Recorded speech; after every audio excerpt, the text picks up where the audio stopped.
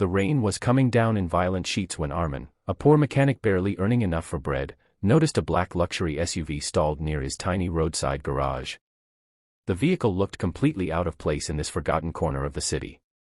But it wasn't the car that froze him, it was the small girl sitting in the back seat, her fragile legs twisted, her eyes filled with quiet pain. And beside her stood a woman, elegant, powerful, trembling with fear, as if the weight of the world rested on her shoulders. Armin didn't know that within the next few hours, he would give that child something money had never been able to buy, and it would bring her mother to her knees in tears. The broken car, and the broken hope. Armin stepped into the rain. "Ma'am, do you need help?" he asked gently. The woman, Sana Malik, though he didn't know it yet, nodded anxiously. "It just stopped," she said. "My daughter, she can't be in the cold for long." Her voice cracked as she looked back at the little girl. Armin noticed her immediately. Tiny. Pale. Bundled in blankets. Her legs were strapped into metal braces. "What's her name?" he asked softly. "Isla," the girl answered before her mother could. "I'm okay. We're used to things breaking." Those words cut deeper than any knife. Armin opened the hood. Within seconds he realized the problem: the engine belt had snapped. Expensive part. Difficult replacement. And definitely not something most roadside mechanics were trusted with. But he saw the fear in their eyes. "Give me 30 minutes, he said. "I'll fix it." Sana stared at him. "Are you sure? This is a very complicated car." He smiled. "Complicated is fine. Cold child isn't." The girl who lost her walk. While he worked, Isla watched him with curious eyes. "Are you a real mechanic?" she asked. He chuckled. "I hope so, or your car is in trouble." Sana softened for the first time that day. "She was in an accident last year," she explained quietly. "Doctors say she may never walk normally again." Isla lowered her eyes. Armin felt something stir inside him. He had seen that look before, in his own younger sister's eyes, years ago, when she too had struggled with disability and the world around her offered more pity than help. He finished the repair faster than he expected. But before handing Sana the keys, he turned to Isla. "Can I see your braces?" Sana tensed. "Why?" "I've built orthopedic supports before," he said. "For my sister. And I think these are hurting her more than helping." Isla looked up instantly. "They hurt every day." Sana flinched, guilt washing over her. "I didn't know." Armin nodded carefully. "Let me check." Sana hesitated, but Isla held out her small leg. What Armin saw made his stomach twist. The metal braces were poorly fitted, mass-produced, and painfully rigid. They were forcing her legs into shapes they weren't ready for. "They're wrong," Armin whispered. "Very wrong. The miracle no money could buy." "Come by my workshop tomorrow," Armin said quietly. "Let me make her something better." Sana's eyes widened. You want to make braces? Do you even know who we are?" "No," he replied. "And it doesn't matter." Sana swallowed. For years she had watched doctors, specialists, and top-tier surgeons make promises that never came true. Yet this poor mechanic spoke with a sincerity she had never heard from any professional. Isla grinned. "Please, Mama."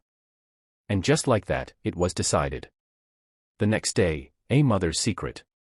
Cars lined up outside Armin's garage more than usual. Word had spread fast after someone recorded him helping the billionaire's SUV in the rain. When Sana arrived, people stared, but she ignored them, holding Isla close. Inside, Armin had already prepared everything: scrap metal sheets, cushioned straps, heat molding tools, things he once used to help his sister walk again. He measured Isla's legs gently, talking to her the whole time. "Does this hurt? How about this? Tell me the moment something feels wrong." Sana watched, shocked.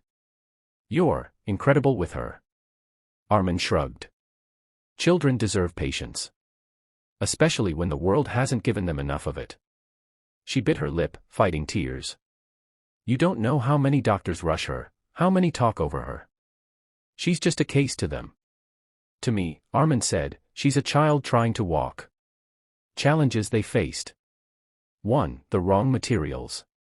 Armin didn't have professional-grade resources. Everything he used was hand-shaped, custom-molded, improvised. 2. Isla's pain. Her legs were fragile, sensitive, and every adjustment required slow, careful fitting. 3. Sanaa's fear. What if this poor mechanic raised her hopes again only for them to break? 4. Armin's own struggles. He had no money to waste. If this didn't work, he'd lose days of income and maybe his shop. But he didn't stop. Not when Isla winced. Not when the tools broke. Not when exhaustion threatened him. Because he remembered his sister's first steps. And he wanted Isla to feel that joy too. The first step, the miracle. 2 days later, the new braces were ready. Soft. Flexible. Precisely shaped. Built with love, not machines. Isla looked nervous. What if I fall? Armin crouched beside her. Then I'll catch you. She took a breath. Sanaa held her own. Then, slowly, Isla stood. Her legs trembled. But they held. She placed one foot forward. Then another. And another. Sanaa covered her mouth as tears poured down her face. Mama, Isla whispered, look. I'm walking. Sanaa fell to her knees, sobbing so hard her voice broke. Thank you, dear God, thank you. Armin steadied Isla with gentle hands, a smile trembling on his lips. You're doing it, he said softly. These are your steps, not mine. The reveal, the billionaire's truth. Only then did Sanaa speak the words she had been avoiding. I am Sanaa Malik. My husband, he owns Malik Industries. We can pay anything, for what you've done. Armin shook his head. No payment. Just promise me you'll let her keep practicing. Sanaa stared at him.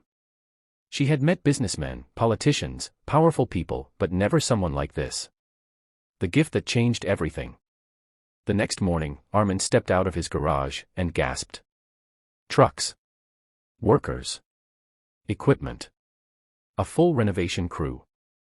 Sanaa stood waiting for him, with Isla holding her hand. You refused payment, she said, smiling through tears. So consider this a thank you. A huge sign was being hung above his small garage. Armin's Mechanical and Orthopedic Workshop. Where every step matters. Armin felt his chest tighten. Mama said you help people walk, Isla said proudly. Now you can help even more. He knelt and hugged her gently. You already gave me more than I gave you, he whispered. The message. Not all miracles come from money. Some come from people with nothing but skill, compassion, and a heart big enough to see someone else's pain. Armin wasn't rich. He wasn't powerful. He wasn't a doctor. But he changed a child's life forever. And sometimes, that's worth more than any fortune.